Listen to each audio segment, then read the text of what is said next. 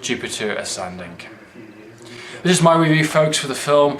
The film is directed by the Wachowskis, who did the Matrix trilogy, Speed Racer, Cloud Atlas, and arguably one of their most best and underrated movies, Bound.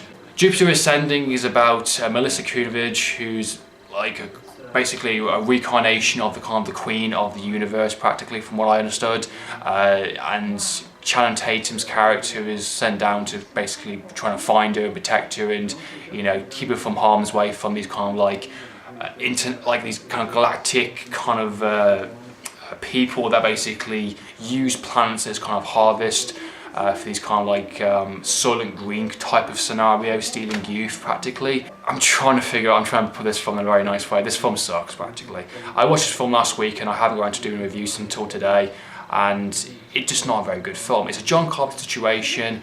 It's got the positives I can give the film basically is that it's got some nice visual looking good scenes. I mean, some of the ideas in it is pretty decent. I like the idea of mixing with genetics kind of thing. There's a scene in the movie where there's kind of like a half a human kind of elephant with a trunk and the actual husk kind of thing, and Channing Tatum's character is like a mix between a dog and an actual human. So this kind of intergalactic kind of world is set up the idea of DNA slicing and the idea of harvesting planets so they can keep certain people, the most rich and famous and most important ones, kind of alive for thousands and thousands of years. And this hints of scenes where the character's really old and wrinkly, and they go into this kind of bath and they come out youth and young. It's over a 2-hour film and it feels much longer than that, mainly for the fact it's just so boring and so tedious.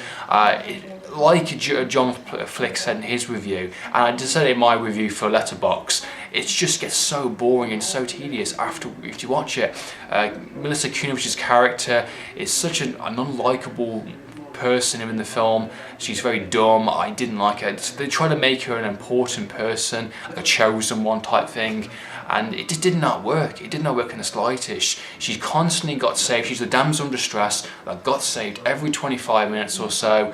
There's always a cliche last minute scenario where she needs to be saved from one of the bad guys, one of the kind of sub-villains in the movie. They're not memorable, they're not actually interesting, there's no stake involved in a sense. The actor played Stephen Hawking in The Fear of Everything was in this movie, and he was a supposedly villain in the movie, I guess. I don't know, and he was awful. I mean, his emotional acting range anyway was a mix between whispering very, very quiet and then getting really loud and very over emotional, and then just an awful performance, definitely, for sure. And I don't know if it was his choice to go that way with that character, or it was the lack of direction and telling him how to portray that character. That villain was so bad to watch, and he was so unmenacing, so not even funny in a sense, really. It was just painful to watch because the performance, I understand half the dialogue he said within the action movie. The trouble is with setting up a big open intergalactic world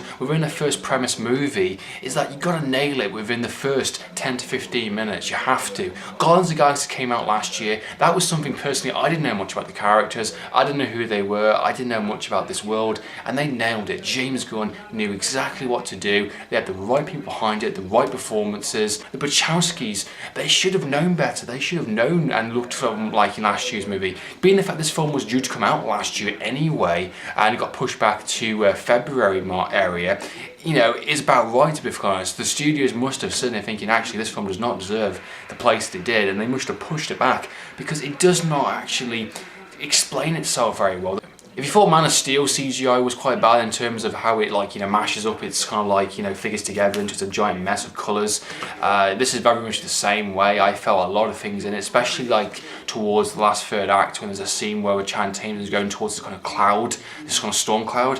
It's a CGI coloured mess, and I wasn't actually gripping my attention. I was trying to figure out what was what kind of thing, and the camera work didn't really help in that scenario as well. Jupiter Ascending, it's just a giant mess. And the fact that it reached a cinema release is an absolute shock. Again, studios have put money into something that's not going to get a sequel. It's not a franchise-worthy movie. They should have focused a bit more on the specific characters and not try to make a false love story in there as well. A lack of emotion, a lack of soul, practically, or passion that you can definitely tell, because there's none of that in the movie. Sean Bean had a small cameo in the movie. Yay, he did practically nothing.